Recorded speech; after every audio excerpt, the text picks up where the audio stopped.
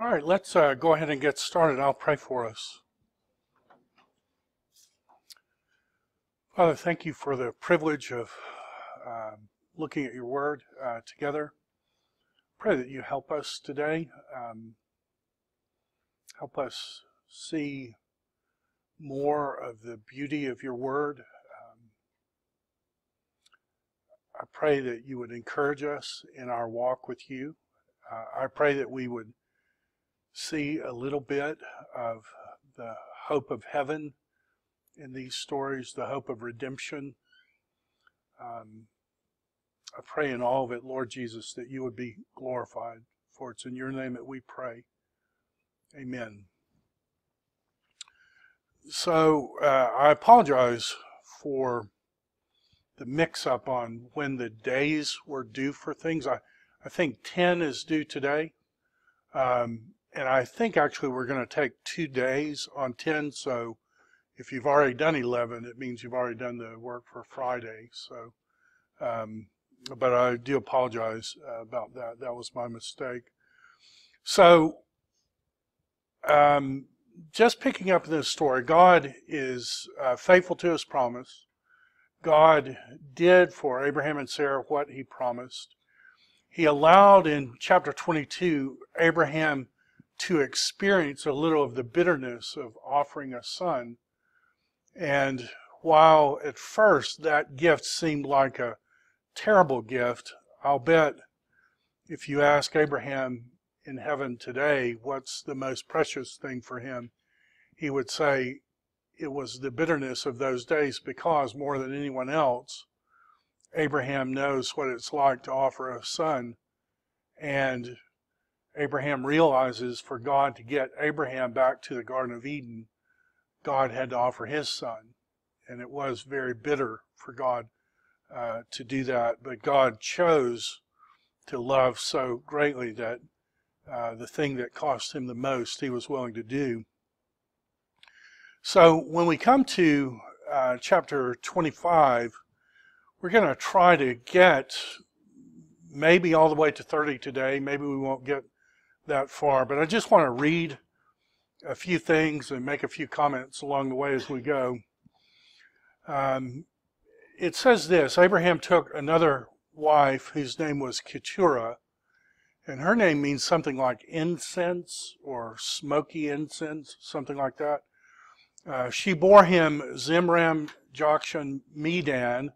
That's where the Midianites come from. Later, Gideon will fight, Midian, the next one. Ishbak and Shua. Jokshan fathered Sheba and Dedan. The sons of Dedan were the Asherim, Letushim, Meumim. The sons of Midian were Ephah, Epher, Hanok, Abidah, Eldaah. All these were the children of Keturah. So he waited forever to have one child with Sarah, and then with this second wife, or third wife if you count Hagar, he has 6 children.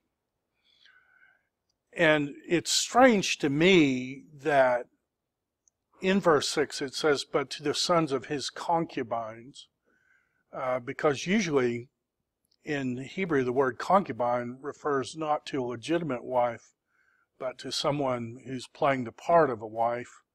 So I don't know if that's saying that somehow this marriage with Keturah wasn't right at first. It does call Keturah his wife later. If she is a concubine at first, it's just further evidence that God's interaction with Abraham wasn't the case, that as soon as God started interacting with Abraham, that he was somehow perfectly holy. He was not perfectly holy, but his life did evidence growth all along the way. Verse 6, but to the sons of his concubine, Abraham gave gifts, and while he was still living, he sent them away from his son Isaac. He sent them away eastward to the east country. These are the days of the years of Abraham's life, 175 years. He breathed his last and died in good old age, an old man full of years, and was gathered to his people. Isaac and Ishmael, his sons, buried him in the cave of Machpelah, in the field of Ephron, the son of Zohar the Hittite, east of Mamre. Now, what's significant about that is that's the cave where Sarah was buried. It's going to be the cave where Isaac and Rebekah are buried, and it'll be the cave where Jacob and his unloved wife Leah are buried, or at least unloved at first. And notice that this field is a Hittite field. Now, what do you know about the Hittites just in the stuff we've studied so far? What clan of people do all the Hittites belong to? They're Canaanites. So God has promised Abraham that he's going to give every bit of the land to Abraham, and Abraham dies, and the only land he has is land that he bought as a grave for Sarah, and he had to pay the Canaanites to get it. That seems interesting in this story. How is it that God's promising, and yet Abraham doesn't seem to get any of the land? And in fact, the land that he does possess, he bought it from a Canaanite. Well, we should keep reading this story, see how all this plays out. After the death of Abraham, God blessed Isaac, his son. Isaac settled in Beher Lahai Roi. This is the well of the God who sees me. This is where where God appeared to Hagar and spoke of blessing and told her to go back to Sarah. These are the generations of Ishmael, and we're going to see there are 12 names there. So just like there are 12 tribes, there are 12 rulers, Ishmaelite rulers. Then it says this: these are the generations of Isaac, Abraham's son. Abraham fathered Isaac. Isaac was 40 years old when he took Rebekah, the daughter of Bethuel, the Aramean of Paddan Aram, sister of Laban the Aramean, to be his wife. Isaac prayed to the Lord for his wife because she was sterile. And the Lord granted his prayer, and Rebekah his wife conceived. And the children struggled within her, and she said, "If it is thus, why is it happening to me?" So she went to inquire of the Lord, and the Lord said to her, "Two nations are in your womb.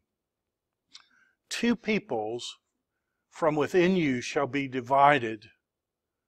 The one shall be stronger than the other. The older will serve the younger." When her days to give birth were completed, behold, there were twins in her womb. The first came out all red, all his body like a hairy cloak, so they named him Esau. Afterward, his brother came out with his hand holding Esau's heel, so his name was called Jacob. Isaac was 60 years old when she bore them.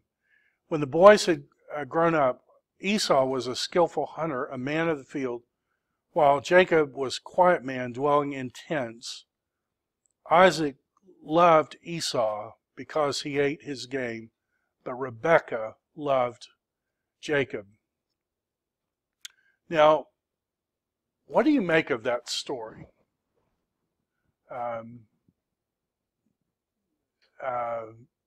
Isaac and Rebekah are married. It's an arranged marriage. Abraham sent his trusted servant prayed for God's help. God picks out Rebekah, brings Rebekah. She seems to be a very gentle-natured person. That's what the servant had prayed for. Evidently,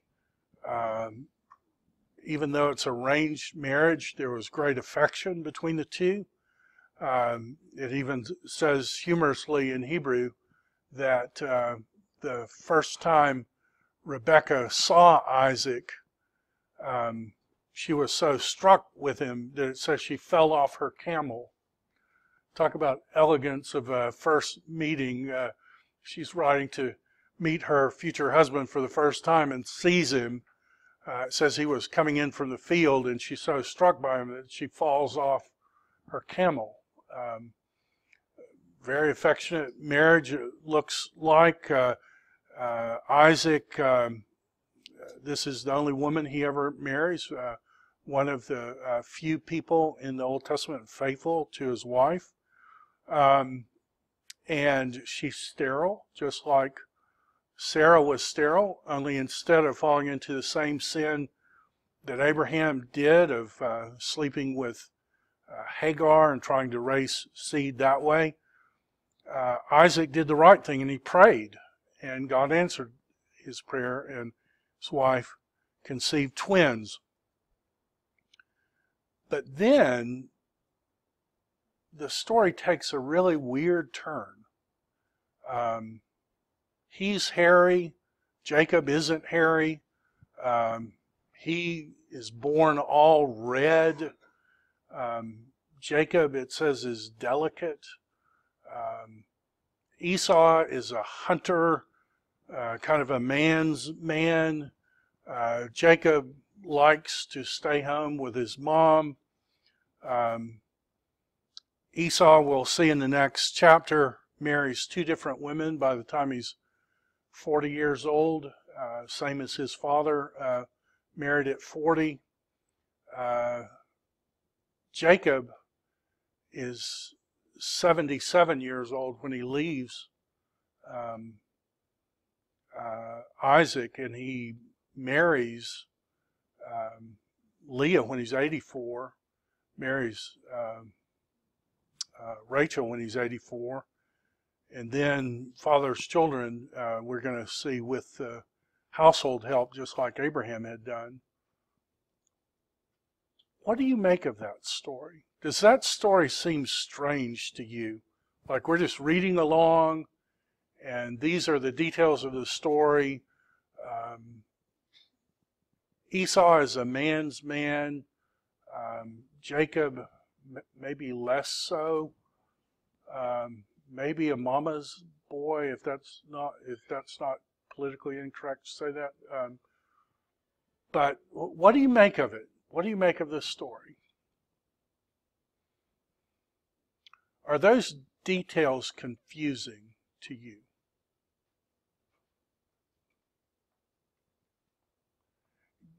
What do we know of Esau elsewhere in the Bible? Is there any passage in the Bible where it says other unusual things about Jacob and Esau?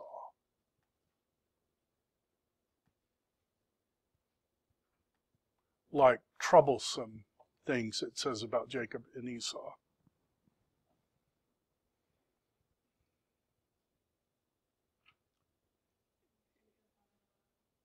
Yeah, Jacob I have loved.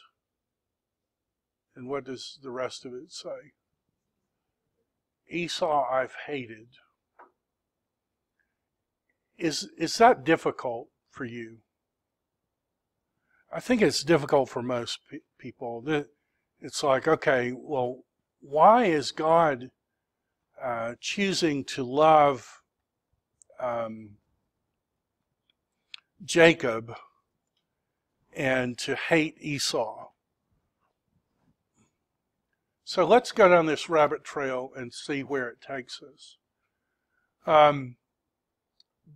There's one bit of information that if we were Hebrews, this would be less difficult to get, but because we're not reading this in the original language, it maybe is a little confusing. What detail have we been told about Esau just right off the bat when he's born? What are we told about him? He's very hairy. He's red. And does Esau have two different names? Esau, and then Edom is his other name. What's true of every name in the Bible? It means something. So what should we do when, like, we're trying to figure out stories and they give us names? Look it up. So this is the word Edom. And if we were reading this in Hebrew, that's what it would look like. Now, I imagine to most of you that's like, whoa, crazy, that's difficult to look at dots and letters. Remember how we said in Hebrew that the little dot parts aren't actually original? They were added later so that we could, do you remember how we said that? So the thing going on and off right now, those are accent marks. So when they read this, these were like musical notations. But those are the vowels. You with me? So when it was written, that's what it was written. That's what it looked like when it was written. So here's the word Edom.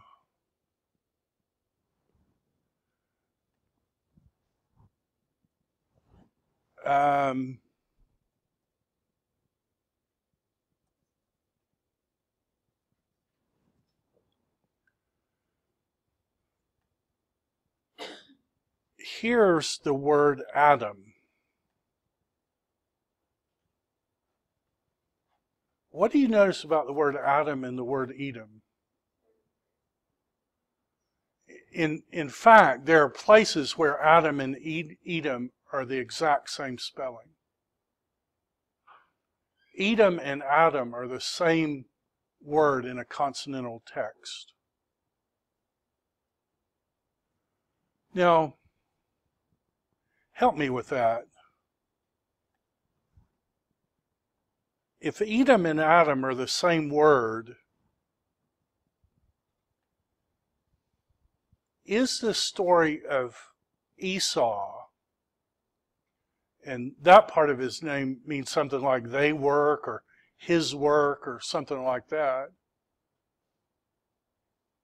is there any connection between what Edom does and what Adam does? Any connection in terms of the story? Are the stories similar at all? Edom and Adam. What do you know about Adam? What did he forfeit for all his natural offspring? Joey, what did he forfeit? The garden. And what did he trade the garden for? What did he get in return for giving up the garden?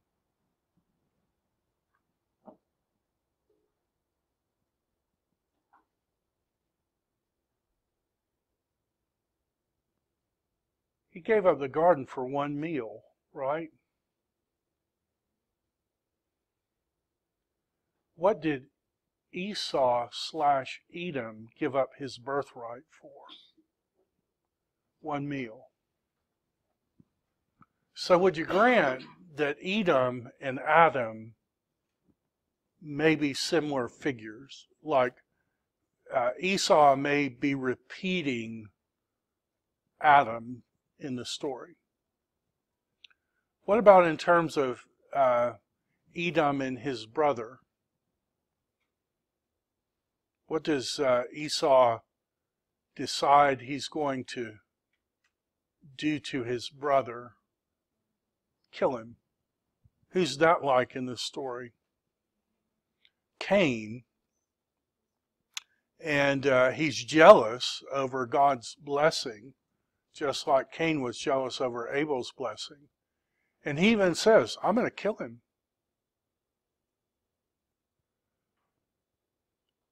Who's the first polygamist in the Bible? Lamech. And is polygamy a good thing or a bad thing? It's a bad thing. God created Adam and Eve, not Adam, Eve, Mitzi, Sarah, or it's like two people are going to live together forever. That's God's ideal. Lamech broke that ideal. What does Edom do in terms of his wives? Right, he marries two women, and it says they're Hittite women. What does that make all of Esau's offspring if he marries two Hittite women? They're Canaanites. And when he hears that his parents are mad that he marries two Canaanite women, what does he do to fix it? He marries a third. So Lamech is a dual polygamist. The first tribe polygamist we know of is Edom. Have you ever struggled with that thing, Jacob I've loved, Esau I've hated, and wondered why God is hating Esau? Let me ask this. What do the offspring of Esau do in the story? Like, who are the most famous Edomites in the story that you know of? Or do you know of any Edomites? There's some pretty famous ones. One is a guy named Doeg. Do you know what Doeg the Edomite does? Doeg worked for Saul, and when David was fleeing for his life from Saul, one of the priests helped David. When Saul found out about it, Saul told his servants to go kill all the priests, but all of his servants were too afraid to go kill the priest, and so guess who goes and kills all the priests? Who volunteers to go kill all the priests? Doeg the Edomite. Here's a man who has no fear of God, who's willing to strike down, and he does, all but one of the priests he kills. Do you know there's another famous Edomite in the story?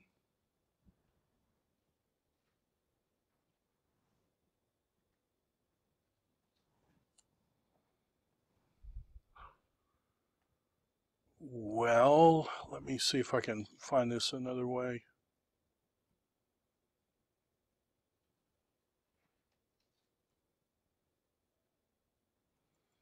Well, I'll find it this way. Did you know that Herod is an Idumean? Idumea, let me find the passage.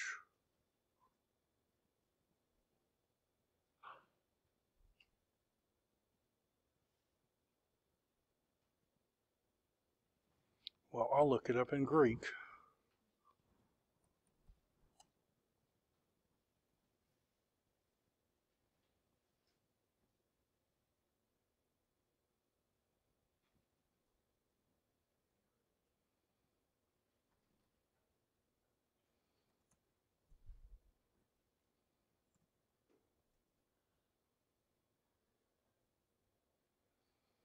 Well, I said I would look it up in Greek.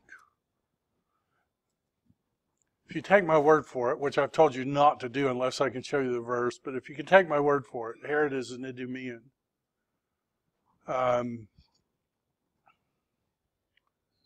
What does Herod do? Herod the Great. Yeah, his grandson kills John the Baptist, and Herod the Great tries to kill Jesus, was it just for God to hate Esau? God being outside of time, knowing that as a new Adam, he would think so little of his birthright that he would sell it for one sorry meal, that he would become a multi-polygamous, idolatrous, hateful, God-hating person whose offspring would end up killing the very people of God. Was it just for God to be angry, knowing that that's who Esau would become? Well, what about Jacob then? Could we make the argument that Jacob is just as bad? Let's look at that and see if that's where the story takes us.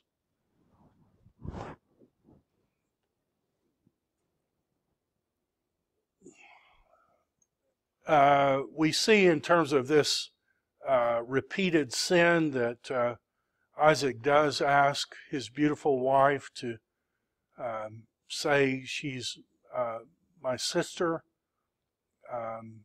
Abimelech figures it out just like his father Abimelech had figured it out with Abraham. God blesses Isaac. Eventually Abimelech persecutes Isaac. He flees. He finds a place to live. But at the end of chapter 26, this is what it says. We're back to Esau. Esau was 40 years old. When Esau was 40 years old, he took Judith, the daughter of Beri, the Hittite, to be his wife, and Basemath, the daughter of Elon the Hittite, and they made life bitter for Isaac and Rebekah. So, this is a case of a man who was in the godly line who intermarried with pagan women. What's going to happen in this story based on what happened in the past and what's going to happen in the future? Is he going to draw them to Yahweh, or are they going to draw him away? Now, if Esau is 40 years old and he's twins with Jacob, how old is Jacob? 40. And Jacob's not married. When Isaac was old, his eyes were dim, that he could not see. So we don't know how much time passes. We won't know until we get to the chronology at the end of Genesis, and we can put dates on how old everybody is. But it says this: when Isaac was old and his eyes were dim so that he could not see, he called Esau, his older son, and said to him, "My son." He answered, "Here I am." He said, "Behold, I am old and do not know the day of my death. Now then, take your weapons, your quiver and your bow, go out to the field and hunt game for me, and prepare the delicious food," in Hebrew, the dainty things that I love, "and bring them to me so that I may eat and that my soul may bless you before I die." Now, Rebekah was listening when Isaac spoke to his son Esau. So when Esau went to the field to hunt for game and bring it, Rebekah said to her son Jacob, "I've heard your father speak to your brother Esau. Bring me game and prepare for me delicious food that I may eat it and bless you before the Lord before I die. Now, therefore, my son, obey my voice." Okay? How many times do you hear in the Pentateuch, and this is not on women as a whole, but a woman saying to someone, "Obey my voice." So-and-so obeyed the voice of someone. How many times do you hear that in the Pentateuch? Adam, Sarah says, "Sleep with Hagar." We're going to see Leah says, "Sleep with Zilpah." Rachel says, "Sleep with Bilhah." Listening to what Your wife said, in terms of that phrase in Hebrew, that's almost universally a bad thing.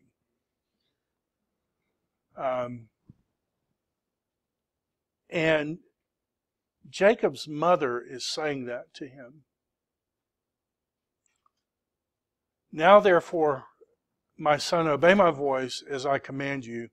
Go to the flock and bring me 2 good young goats so that I may prepare them as delicious food for your father, such as he loves. You will bring it to your father to eat so that he may bless you before he dies. What do you think about that? So this is somebody who was so taken initially with Isaac, she falls off the camel when she sees him. They've lived together a long, long, long time now, and what's she willing to do to her husband? Deceive him. What do you think that's going to be like when he finds out what happened? Is that going to be a nice, or is it going to be like throwing lamps and screaming? And this is not good, what she's doing.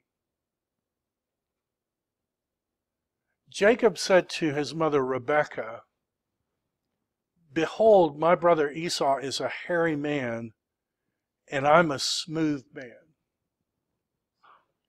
Perhaps my father will feel me, and I shall seem to be mocking him and bring a curse upon myself and not a blessing. His mother said to him, let your curse be on me, my son. Only obey my voice. Go and bring them to me. What do you think about that? What seems strange to you about that? Interesting?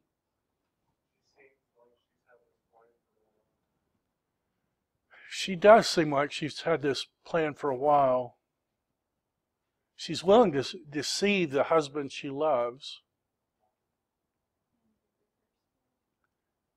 She seems willing to take the curse for her son. Does she love Jacob more than she loves Esau?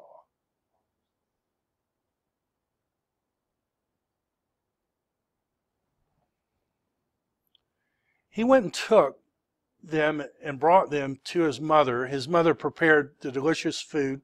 Did she know the kind of food that Isaac liked? They've been living together forever.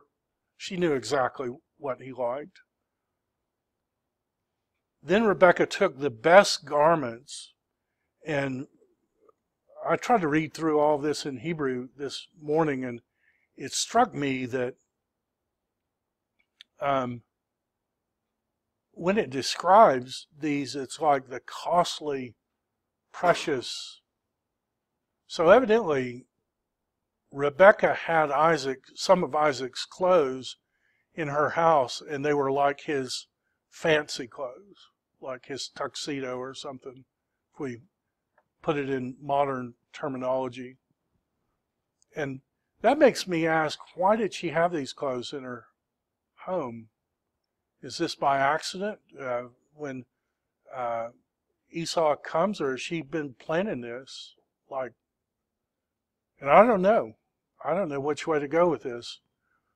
Rebekah took the best garments of Esau, her older son, which were with her in the house. Because remember, he's married. He's already married to 2 women. He's not living with them anymore. And the skins of young goats she put on his hands and on the smooth part of his neck. Okay, help me with that.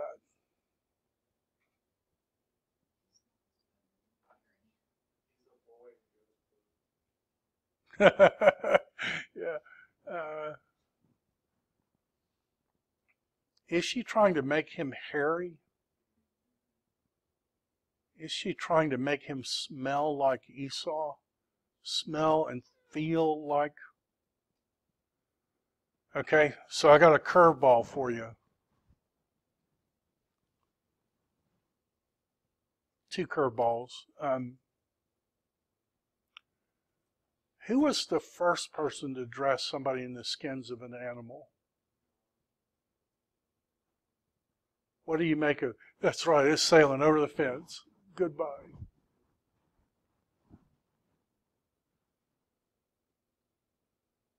What do you make of that?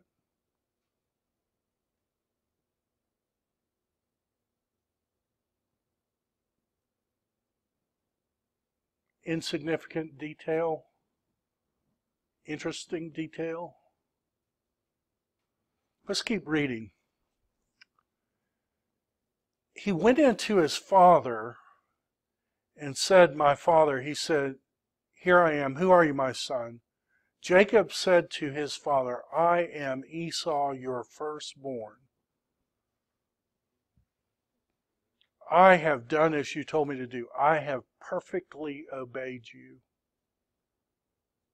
Now sit up and eat of my game, that your soul may bless me." But Isaac said to his son, "How is it that you have found it so quickly, my son?" He answered, "Yahweh, your God, has given me great success." Help me with that. How many of the Ten Commandments is Jacob breaking at this point? Honor your father and mother. Is he breaking that? Don't bear false witness to your neighbor. Is he breaking that? Don't steal. Has he broken that? He ends up sleeping with 4 different women. Is he breaking thou shalt not commit adultery? Is he breaking don't covet your neighbor's wife, don't covet your neighbor's house, don't covet? Did he covet his brother's blessing? What about honoring God, loving God with all his heart, soul, and mind? When he says, "How did you get it so quickly?" And he says, "Yahweh your God granted me success." Right? He uses God in his lie.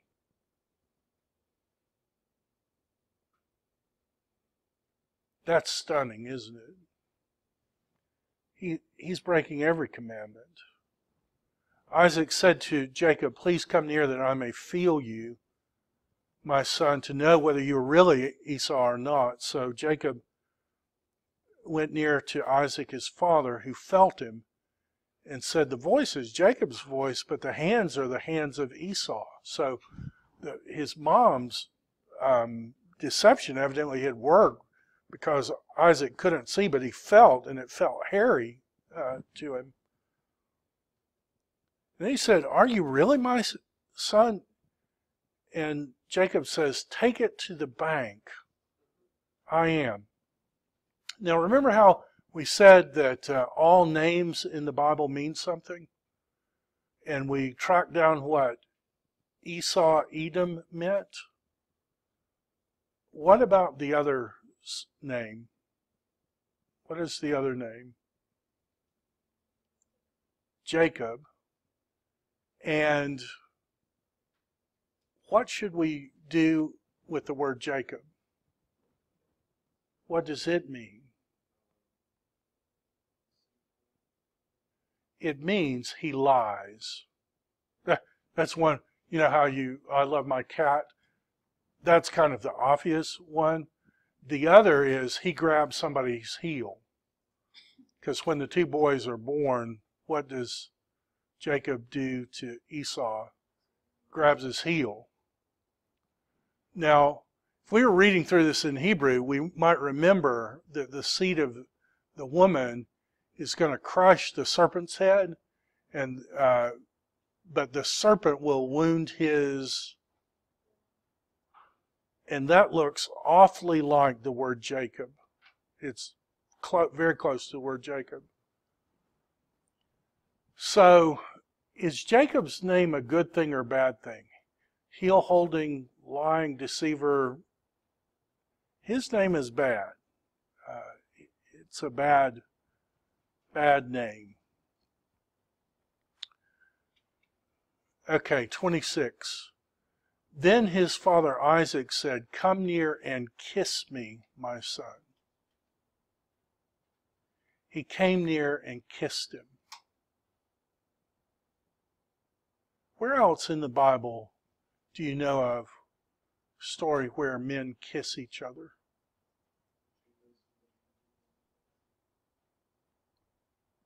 This should be a sign of great affection. What is it? With Jesus, it's a sign of betrayal. Here, Jacob is using a kiss to his father to try to seal his lie. One more place where men kiss each other is Laban kisses Jacob. And I've never known what to make of it in this story, but there's a way you can say two people kiss each other, and then in Hebrew there's a way to say to like kiss the daylights out of somebody, like an intensive version of that. So Laban, when he kisses Jacob, that's what it uses, the whole kiss the day. So like he just acts like Jacob is a long lost, whatever. But remember, Laban cheats Jacob. So this kiss is kind of a mocking. It looks like it's great affection, but in reality it's deception. And when you come to the New Testament, when it says that Judas kissed Jesus, at least in one of the accounts, it uses that intense form, like kiss the daylights out of, like, wasn't just this like kiss on the cheek. It was like, oh, you're my best friend and I haven't seen you forever. And yet, that was the sign of betrayal. And so do you see how these stories are related to each other? The details of these stories are repeating to each other.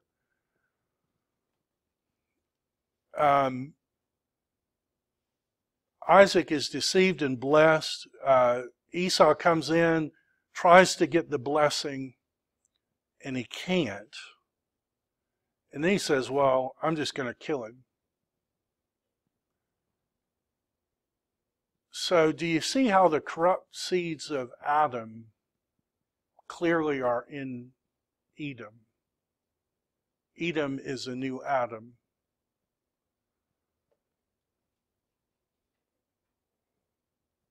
But what about Jacob? And this is, we're going to pick up with this part of the story tomorrow, so don't do 11 for Wednesday. I'll change the dates to Friday. But this is what happens when Jacob flees because he wants to find a good wife, right? Esau has found 2 Canaanite wives, so he wants to find good wives. He agrees to marry Rachel, and if the chronology is right, he's 84 when they marry. He dies at like 127 or something like that. He's 84 when they marry, and he is absolutely in love with Rachel. But Rachel is the younger daughter. And Leah has the right of firstborn. It says that Jacob loved Rachel so much that the 7 years he agreed, it says it seemed like days to him. He's so smitten with Rachel. Verse 21, this is where we're going to pick up tomorrow, but I want you to think about this. Smitten in love, Jacob says to Laban, give me my wife that I may go into her, for my time is completed. He's saying, I totally love her. We want to be married. We want to consummate our marriage. Verse 23, it says, in the evening, Laban took his daughter Leah and brought her to Jacob, and he had sex with her. In other words, Leah pretended to be her sister. Help me with that. Leah pretended to be her sister. It says Laban threw a drinking party, a mishteh. We would say a kegger. These people are drinking. Their reason is a bit impaired, but in all that, the wedding night comes and Leah pretends to be her sister. What do you find ironic about that?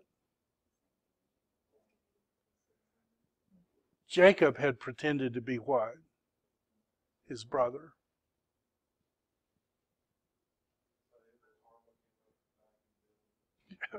Karma came and bit him. Now, if you're Jacob and you're smitten in love with Rachel, where 7 years seems like 7 days, you're just so smitten in love, and you get tricked into sleeping with her sister, how mad are you going to be about that? Like, what would a normal response be to that, would you think? I mean, just somebody's going to pay, right? Laban says, that's not how we do it around here. Do a week and then we'll let you have a week. And Jacob says what? Okay. What do you think about this? This 84-year-old man who's smitten in love with Rachel, and all of a sudden he's agreeing to sleep with her sister for a week before he can sleep with her. What do you think about that?